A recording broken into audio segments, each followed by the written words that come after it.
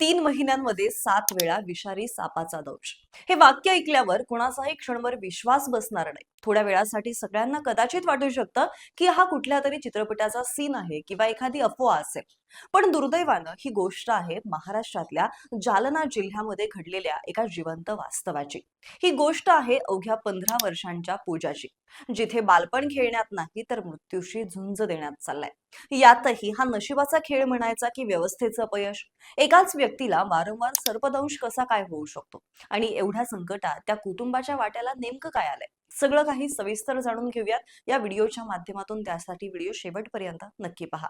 नमस्कार, मी मयुरी कराडे आणि तुम्ही पाहताय ट्यूबलाइट. जालना जिल्ह्यातील कुक्कुडगाव, नावाने साधं वाटणारं पण आज संपूर्ण महाराष्ट्राचं लक्ष वेधून घेणारं गाव. याच गावामध्ये पूजा कृष्णा राठोड ही मुलगी आपल्या आई वडिलांसोबत राहते. 2 खोल्यांचं छोटंसं घर, शेजारी शेत, आजूबाजूला मोकळी जमीन आणि सापांचा वावर असलेला परिसर. तसं गरीब कुटुंब, शेतमजुरीवरती चालणारा संसार आणि रोजच्या जगण्यासाठीची धडपड, यातच पूजाचं आयुष्य सुरू आहे. याच दरम्यान सगळ्यात पहिला सर्पदंश झाला तेव्हा सगळ्यांना वाटलं की हा अपघात असेल. गावात साप निघतात, कधी ना कधीतरी कुणाला तरी तो साप चावतो. तसाच पूजालाही तो साप चावला असेल आणि म्हणून घरचे पूजाला घेऊन हॉस्पिटलमध्ये गेले. तिथे तिच्यावरती औषधोपचार झाले आणि ती त्यातून वाचली.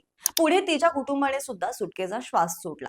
पण हा श्वास फार काय टिकणार नाही याची कुणालाच तेव्हा कल्पना नव्हती.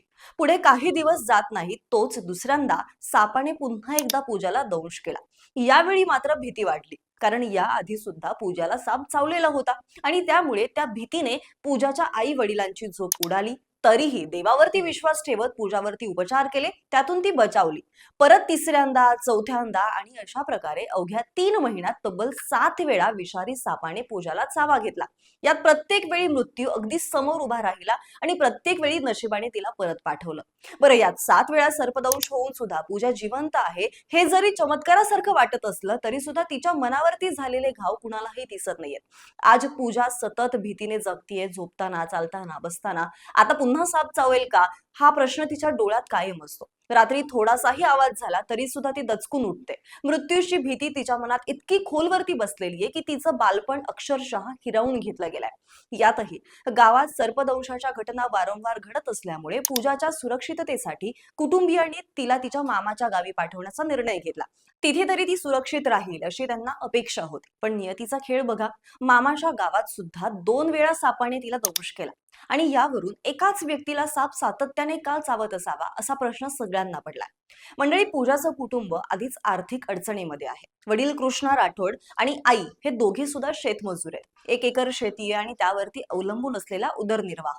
दिवसाला मिळणाऱ्या मजुरीवरती घर चालवणं अवघड असतानाच पूजाच्या उपचारांचा डोंगरासारखा खर्च त्यांच्या अंगावरती आलेला आहे. हॉस्पिटल, औषधं, प्रवास, तपासण्या सगळं मिळून आजवरती तब्बल 5 लाख रुपयांचं कर्ज या कुटुंबाच्या डोक्यावरतीच झालेलं आहे. यावरती आम्ही काय चूक केली हे देवालाच माहित. आजवरती लेकीला वाचवण्यासाठी सगळं विकलं, कर्ज काढलं, पण आता पुढे काय करायचं हेच कळत नाहीये असे शब्द पूजाचे वडील डोळ्यात पाणी आणून सांगतात. त्यांच्या आवाजामध्ये असहाय्यता आहे, हतबलता आहे आणि तरी सुद्धा लेकीसाठी लढण्याची ताकद आहे. पुढे गावातील काही संवेदनशील नागरिकांनी पुढाकार घेत वर्गणी जमा करून पूजाला मदत केली.